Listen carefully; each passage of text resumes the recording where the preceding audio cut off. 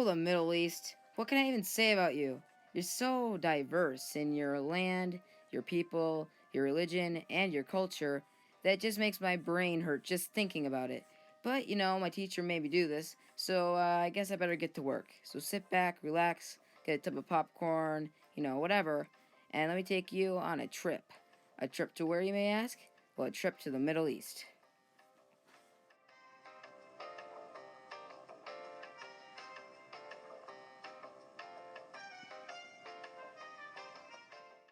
People seem to think that the veil is a sign of oppression. This isn't true, but it's probably because of the fact that it covers some of, if not all, of the body. The different types of veils are the Kador, the Shaila, the Niqab, the Burqa, and the Hijab. These dresses are not sign of oppression. In fact, the Quran clearly states that all genders should be treated equally. Plus, women in the Middle East have played huge roles. Meet Hayat Sindi. She was one of the first 30 people to make it into the Saudi Arabia Sharia Council. The Sharia Council is the Saudi Arabia's version of the US Congress. And as you can see, there's a whole lot of women in that council. So if the Middle East don't respect their women, then why are there so many in the council? Well, it's because they do respect their women and they're treated the same as men.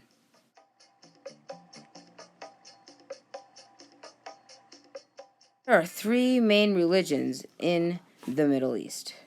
These three religions are Christianity, Islam, and Judaism. The first religion is Christianity. Christianity mostly takes place in a book called the Bible. The Bible is a collection of stories that happened a long time ago. The main story is about a man named Jesus, who is God's son, who died on a cross to save people from the bad things they did. The next one is Judaism. Judaism takes place in the same book, the Bible, but they only read the Old Testament, which is the first part. Their main story is about a man named Moses, who saved the Jews from slavery in Egypt. Those are just the smaller religions in the country, but the main one, Islam, which is practiced by almost the entire continent. Islamics believe in everything that the Christians believe, only Jesus was not the Son of God. Instead, they believe in a guy named Muhammad, which was told by an angel to write a book called the Quran. The book is kind of like a follow-up to the Bible, helping people understand better what the Bible meant. The Quran also says that you should take at least one trip to the Mecca in your life. Mecca is the birthplace of Muhammad. When Muslims pray, they must face Mecca, and they pray at least 5 times a day. Coolest thing about these three religions is that they all believe in one God. That's pretty cool, right? I mean, all these different people from different lands and different cultures.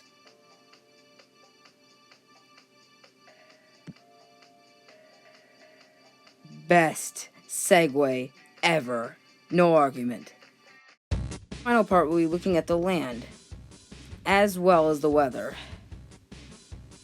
Now, you might say that the Middle East is a little bit, sandy. I mean, all this tan, it's all desert. Look at it all.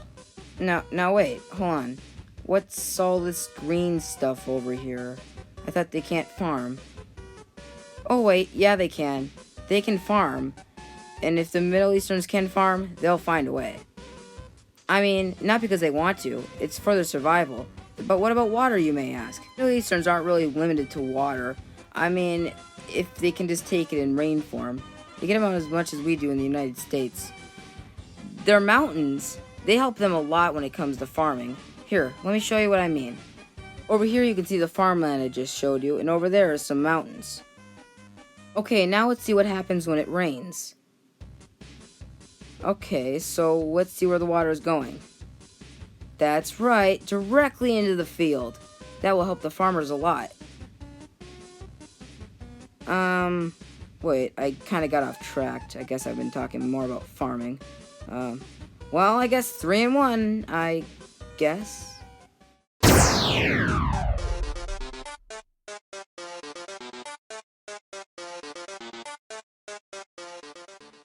We have talked about a lot of things today. About how the women are actually treated, about the different religions of the Middle East, and about the land itself. So what are my final thoughts on this place we call the Middle East? Well, it seems like people seem to think that the Middle East is just a terrorist-filled, always fighting, and sexist continent. Well, that's not right at all. Not even close. I'm hoping by the examples I've shown you today that we can realize that the people of the Middle East are just normal people just like us. The only thing different is that they believe in different things. What's wrong about that? So maybe now we can just realize that the Middle East isn't such a bad place of the world after all.